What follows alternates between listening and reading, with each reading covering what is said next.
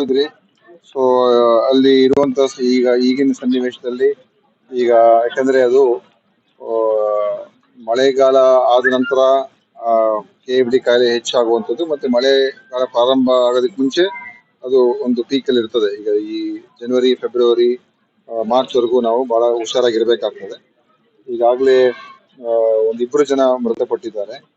ಆ, ಮತ್ತೆ ಈಗ ಇಬ್ರು ICU ಇದ್ದಾರೆ. ಉಳಿದಿರ್ತಕ್ಕಂಥದ್ದು ಸುಮಾರು ಈಗ 38 ಕಡೆ ಪಾಸಿಟಿವ್ ಏನೋ ಬಂದಿತ್ತು ಅಲ್ಲ. ಸೊ ಇವತ್ತು ಶಿವಮೊಗ್ಗ 25, ಉತ್ತರ ಕನ್ನಡ 38, ಒಟ್ಟು 70 ಪ್ರಕರಣಗಳಲ್ಲಿ ಈಗ ಅದು ವರದಿಯಾಗಿದೆ ಪಾಸಿಟಿವ್ ಬಂದಿರುವಂತದ್ದು. ಅದರಲ್ಲಿ ಈಗ ಇಬ್ರು ಮಾತ್ರ ICU ಇದ್ದಾರೆ. ಮಿಕ್ಕಿದವರು ಸುಮಾರು ಜನ ಎಲ್ಲ ವಾಸಿಯಾಗಿ ಕೂಡ ವಾಪಸ್ ಹೋಗಿದ್ದಾರೆ. ಕೆಲವರೆಲ್ಲ ಅಬ್ಸರ್ವೇಷನ್ ಇದ್ದಾರೆ. 20 ಆಕ್ಟಿವ್ ಕೇಸಸ್ ಇದೆ. ಅವ್ರಿಗೆ ಅಗತ್ಯ ಇರುವಂತ ಏನು ಔಷಧಿಗಳು ಬೇಕಾಗಿರುವಂತದ್ದು ಎಲ್ಲವನ್ನು ಕೂಡ ನಾವು ಈಗ ನಮ್ಮ ಡಾಕ್ಟರ್ಸ್ ಹತ್ರ ಎಲ್ಲ ಇದೆ, ಆರೋಗ್ಯ ಕೇಂದ್ರಗಳೆಲ್ಲ ಇದೆ. ಮತ್ತು ಮುನ್ನೆಚ್ಚರಿಕೆ ಕ್ರಮ ಏನೇನು ತಗೊಳ್ಬೇಕು ಆ ಭಾಗದಲ್ಲಿ ಅದನ್ನ ಈಗ ಪೂರ್ತಿ ಅದನ್ನ ಎಚ್ಚರಿಕೆಯಿಂದ ಕೆಲಸ ಮಾಡಬೇಕು ಅಂತ ಹೇಳಿ ಅವ್ರಿಗೆಲ್ಲ ಹೇಳಿದೀವಿ. ಪರಿಹಾರದ ಬಗ್ಗೆ ನಾನು ಚರ್ಚೆ ಮಾಡ್ತೀನಿ. ಯಾಕಂತ ಹೇಳಿದ್ರೆ ಈ ತರ ಸಂದರ್ಭಗಳಲ್ಲಿ ಅದು ಸರ್ಕಾರದಲ್ಲಿ ಯಾವ ನೀತಿ ಅಡಿಯಲ್ಲಿ ಏನ್ ಮಾಡಕ್ಕಾಗುತ್ತೆ ನಾನು ನೋಡ್ತೀನಿ. ಆದ್ರೆ ಖಂಡಿತ ನಾವು ಈ ಸಾವು ಆಗದೆ ಇರುವಂತ ರೀತಿ ನೋಡ್ಕೊಳ್ಬೇಕು. ಅದು ನಮಗೆ ಪ್ರಥಮ ಆದ್ಯತೆ.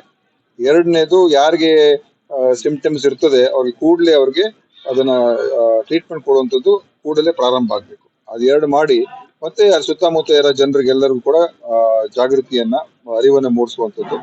ಮತ್ತು ಏನಾದ್ರೂ ಈ ತರ ಅವ್ರಿಗೆ ಲಕ್ಷಣಗಳಿದ್ರೆ ಕೂಡಲೇ ನಮ್ಮ ಗಮನಕ್ಕೆ ತರ್ತಕ್ಕಂಥದ್ದು ಕೂಡ ಮಾಡ್ಕೊಳಕ್ ಮಾಡಿದ್ವಿ. ಈಗ KFD ಇರುವಂತ ವ್ಯಾಕ್ಸಿನ್ ಅದು ಉಪಯೋಗ ಮಾಡಂಗಿಲ್ಲ ಅಂತಾನೆ ಅದು ಒಂದು ವರದಿ ಇದೆ. ಸೊ ಹಿಂದೆ ಯಾವ ವ್ಯಾಕ್ಸಿನ್ ಇತ್ತು ಅದನ್ನ ಉಪಯೋಗ ಮಾಡಬಾರದು ಅಂತಾನೆ ಇದೆ. ಈ ಹೊಸ ವ್ಯಾಕ್ಸಿನ್ ತಯಾರಿಕೆ ಮಾಡೋದಕ್ಕೆ ನಾವು ICMR ಜೊತೆನೂ ಕೂಡ ನಾವು ಕಳೆದ 2 ತಿಂಗಳ ಹಿಂದೆ ಆ ಒಂದು ಪ್ರಕ್ರಿಯೆ ಪ್ರಾರಂಭ ಮಾಡುದು. 2 ತಿಂಗಳ ಹಿಂದೆನೆ ICMR ಗೆಲ್ಲ ಬರೆದು ನಮ್ಗೆ ಬೇಕಾಗುತ್ತೆ ಅಂತ ಹೇಳಿ 2-3 ತಿಂಗಳಿಂದ ನಾವು ಪ್ರಾರಂಭ ಮಾಡಿ ಅದ್ರ ಬಗ್ಗೆ ಅವರು ಸ್ವಲ್ಪ ಹಿಂದೆ ಮುಂದೆ ನೋಡ್ತಾ ಇದ್ರು. ಆಮೇಲೆ ಈಗ ಅವರು ಒಪ್ಕೊಂಡಿದ್ದಾರೆ. ಅವರು ಒಪ್ಕೊಂಡು ಈಗ ನಾವು ಇಂಡಿಯನ್ ಇಮ್ಯುನಾಲಜಿಕಲ್ಸ್ ಅಂತ ಸಂಸ್ಥೆ ಹೈದರಾಬಾದ್ ಇದೆ, ಅವರು ಈ ರಿಸರ್ಚ್ ಅನ್ನ ಮಾಡಿ ವ್ಯಾಕ್ಸಿನ್ ತಯಾರಿಕೆ ಮಾಡಬೇಕು. ಅವ್ರಿಗೇನು ಅದಕ್ಕೆ ಖರ್ಚು ಏನು ಅವ್ರು ಮಾಡೋದಕ್ಕೆ ಅದು ಕೂಡ ನಾವು ಕೊಡೋದಕ್ಕೆ ಅವ್ರಿಗೆ ಹೇಳಿದೀವಿ, ನಾವು ಕೊಡ್ತೀವಿ ಅಂತ ಹೇಳಿದೀವಿ.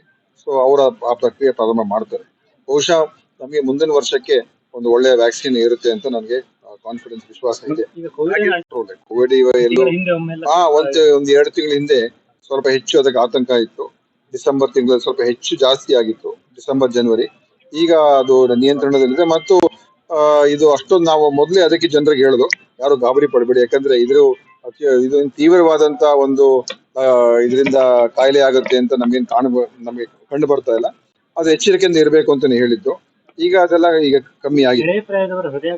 ನೋಡಿ, ಎಳೆಯ ಪ್ರಾಯ ಅಂತ ಹೇಳಿದ್ರೆ ಈಗ ಹೃದಯಾಘಾತಗಳು, ಅದು ಅಥವಾ ಬೇರೆ ಬೇರೆ ಏನು ಈ ಕ್ಯಾನ್ಸರ್ ಬರುವಂತದ್ದು, ಮತ್ತು ಕಿಡ್ನಿ ಸಮಸ್ಯೆಗಳು, ಅದರಲ್ಲೂ ಕೂಡ ಡಯಾಬಿಟಿಸ್, ಬ್ಲಡ್ ಪ್ರೆಷರ್, ಅದು ಕೂಡ ಸ್ವಲ್ಪ ಚಿಕ್ಕ ವಯಸ್ಸಿನಲ್ಲೇ ಹೆಚ್ಚೆಚ್ಚಾಗಿ ಈಗ ಆಗ್ತಾ ಇರುವಂತದ್ದು ಕಂಡು ಬರ್ತಾ ಇದೆ.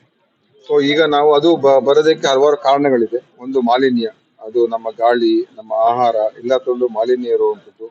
ಎರಡನೇದು, ನಾವು ಯಾವ ರೀತಿಯಾದಂತ ಆಹಾರವನ್ನ ನಾವು ಸೇವನೆ ಮಾಡ್ತೀವಿ, ಫುಡ್ ಹ್ಯಾಬಿಟ್ಸ್, ಅದರಿಂದನೂ ಕೂಡ ಯಾಕಂದ್ರೆ ಈ ಏನು ಜಂಕ್ ಫುಡ್ ಅಂತ ಹೇಳ್ತೀವಿ, ಮತ್ತು ಅತಿಯಾಗಿ ಸ್ವೀಟ್ ಗಳನ್ನು ತಿನ್ನೋದು, ಅದೆಲ್ಲ ಆ ತರದೆಲ್ಲ ಕಾರಣಗಳಿಂದ ಪ್ರೊಸೆಸ್ಡ್ ಫುಡ್, ಸಂಸ್ಕರಣೆ ಆಗಿರ್ತಕ್ಕಂಥ ಆಹಾರ ಹೆಚ್ಚು ಈಗ ಜನ ಉಪಯೋಗ ಮಾಡಕ್ ಶುರು ಮಾಡಿದೆ. ಅದೆಲ್ಲ ಒಳ್ಳೇದಲ್ಲ. High salt intake, high sugars ಅದೆಲ್ಲ ಅದರ ದುಷ್ಪರಿಣಾಮ ಇದೆ. ಮತ್ತೆ ಜೀವನ, ಮತ್ತೆ ಒಂದು ದೈಹಿಕ ಚಟುವಟಿಕೆಗಳಿಲ್ಲ, ಅದು ಕೂಡ ಕಾರಣ. ಕೊರೋನಾದಕ್ಕೂ ನೇರ ಸಂಬಂಧ ಇದೆ ನನಗೆ ಗೊತ್ತಿಲ್ಲ. ಇದುವರೆಗೂ ಯಾವ್ದೇ ಆತರ ಅದು ನಾವ್ ಹೇಳಕ್ ಬರೋದಿಲ್ಲ. ಕೊರೋನಾದಿಂದ ಅದು ನೋಡಿ, ಈ ತರದೆಲ್ಲ ಡೌಟ್ ಬರೋರು ತುಂಬಾ ಜನ ಇರ್ತಾರೆ. ಬಟ್ ಯಾವ್ದೇ ಅಧಿಕೃತವಾದಂತ ವೈಜ್ಞಾನಿಕವಾದಂತ ಯಾವ್ದು ವರದಿ ಏನಿಲ್ಲ. ಕೊರೋನಾ ಬಂದ ನಂತರ ಕೋವಿಡ್ನ ಒಂದು ಪರಿಣಾಮ ಈ ದೇಹದ ಮೇಲೆ ಇರಬಹುದು ಅಂತ ಕೂಡ ಇದೆ. ವ್ಯಾಕ್ಸಿನ್ ಅಂತಲ್ಲ, ಕೋವಿಡ್ ಬಂದಿರೋರಿಗೆ. ಸೊ ಅದೇನಾಗ್ತದೆ, ಲಾಂಗ್ ಕೋವಿಡ್ ಅಂತ ಹೇಳ್ತಾರೆ. ಸೊ ಆ ಲಾಂಗ್ ಕೋವಿಡ್ ಆಫ್ಟರ್ ಎಫೆಕ್ಟ್ಸ್, ಕೆಲವರಿಗೆ ಸುಸ್ತಾಗುವಂಥದ್ದು, ಕೆಲವರು ಮೈಕೈ ನೋವು ಬರುವಂಥದ್ದು, ಕೆಲವರಿಗೆ ದಪ್ಪ ಆಗುವಂಥದ್ದು, ಈ ತರ ಎಲ್ಲ ಬೇರೆ ಬೇರೆದೆಲ್ಲ ಇದೆ. ಅದೇ ನಿಖರವಾದಂತ ನಾವು ಇದೇ ಕಾರಣ ಅಂತ ಹೇಳೋದಕ್ಕೇನಿಲ್ಲ, ಬಟ್ ಅದ್ರ ಬಗ್ಗೆ ಅನುಮಾನಗಳಂತೂ ಇದೆ. ಸಂಶೋಧನೆ ನಡೀತಾ ಉಂಟು.